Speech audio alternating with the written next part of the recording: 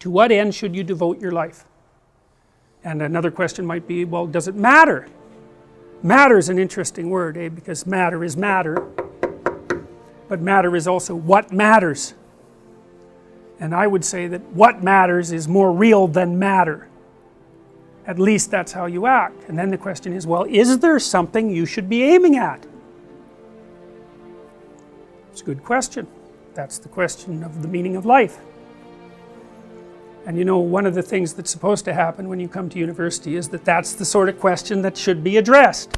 And as far as I can tell, and this might just be my more cynical side, what I see happening to university students, generally speaking, is that they come in clinging to the wreckage of their culture and floating with the pieces, and those pieces are taken away by professors who tell them that everything can be deconstructed and nothing has any real meaning. It's like when you're finally educated, it's when you're floating out on the ocean and you've got nothing to stay afloat with. It's like, well, then you're done and you can graduate. And it's like, I don't see that as useful. Quite the contrary.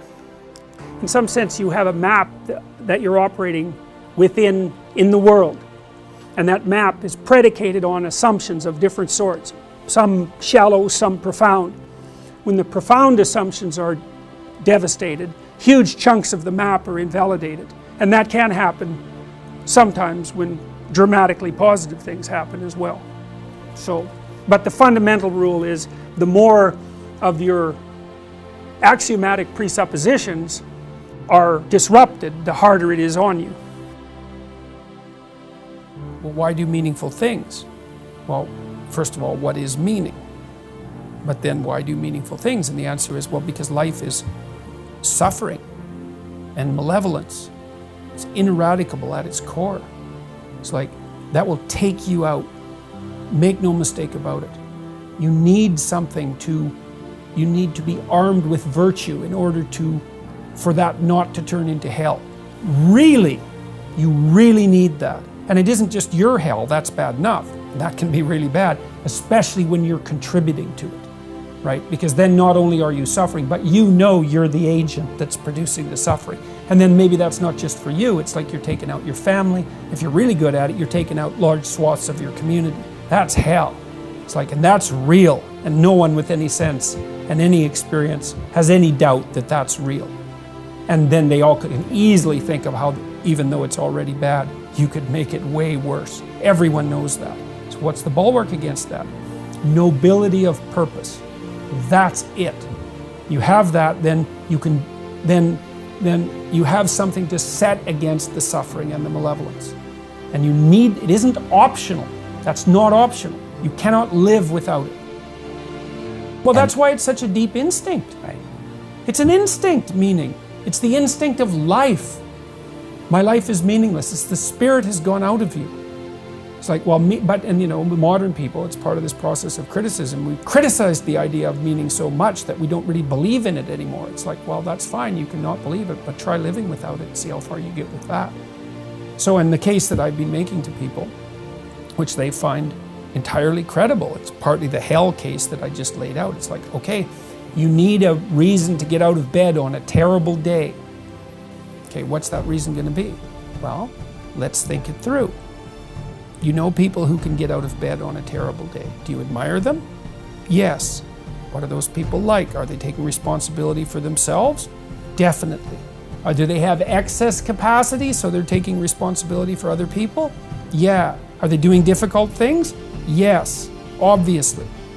The more you respect them, the more you also see that they're doing difficult things and doing them well. So what does that mean? Do some difficult things. Do them well. And you justify your miserable existence.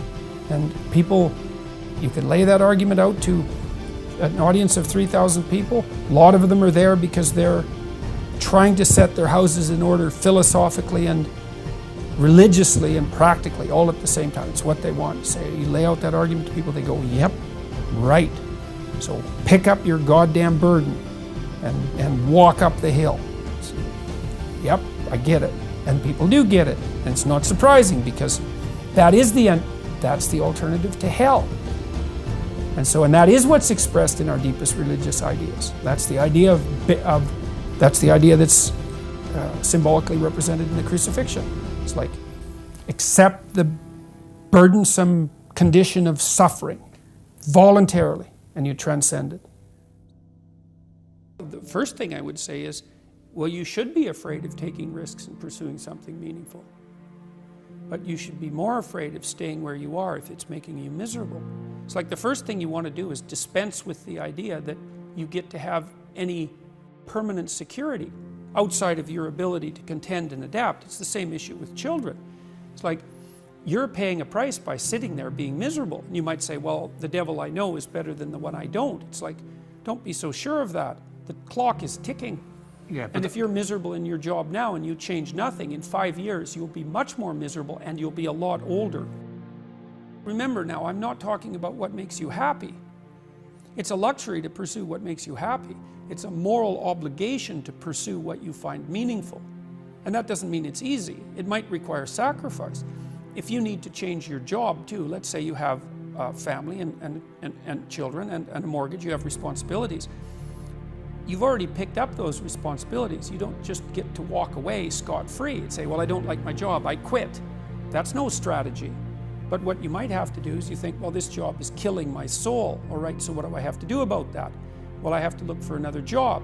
Well, no one wants to hire me. It's like, okay, maybe you need to educate yourself more. Maybe you need to update your curriculum vitae, your resume. Maybe you need to overcome your fear of being interviewed. Maybe you need to sharpen your social skills. Like, you have to think about these things strategically. If you're going to switch careers, you have to do it like an intelligent, responsible person. That might take you a couple of years of effort to do properly. I think it's more important to have an ethos, an ethic. So I have a program, for example, called the Future Authoring Program, which is a writing program that enables people to develop a vision for their life and then to develop a strategy. And so it's based on the idea, imagine that, and it's an extension of the ideas in the book, or at least something along the same lines. The first thing that you want to do is figure out, imagine you were taking care of yourself, like you were someone you cared for, which is rule number 2, by the way, essentially. Then you should figure out, well, if you could have what you needed and wanted, what would it be? What sort of friends would you have? What would your family relationships look like? How would you conduct yourself with your children? How would you educate yourself? You need to think through how it is that your life could be properly arranged if you had that ability. And then you can aim at that. And the funny thing is that if you do posit a goal of that sort and work towards it, you will move towards it. The goal will change because you'll learn things along the way. But I mean, I've dealt with hundreds of people in my clinical and consulting practice, and we set a goal, we develop a vision, and work towards it, and things inevitably get better for people. So it's not a luxury, it's difficult. It's a moral responsibility, and it isn't happiness. It's not, the pursuit isn't for happiness. People who are always pushing happiness as the key measure for successful existence, it's so ill-informed that it's embarrassing that even happens. Positive emotion makes people impulsive. Maniacs, for example, which is really, that's mania, right? Bipolar disorder. If you're manic, you're one happy person. Way too happy. Everything is great. Nothing but wonderful things that are beyond your imagination are going to happen to you, and they're going to happen fast. And so you're down to the mall to buy everything you can possibly get your hands on because you have 100 uses for everything. And then a week later, you crash into your depressive episode and you realize that you're $150,000 in debt and you've alienated everyone that you know. It's like, that's untrammeled positive emotion. So how about no? A peer index of positive emotion is no way of determining whether or not a system is working properly, even your own system. You need a balance between positive and negative emotions. Plus, positive emotions are absolutely exhausting, because if you're in a manic episode, it's like, it's time to get everything good right now. Fine, but you won't sleep for a week, and then you die, because you just burned yourself to a crisp.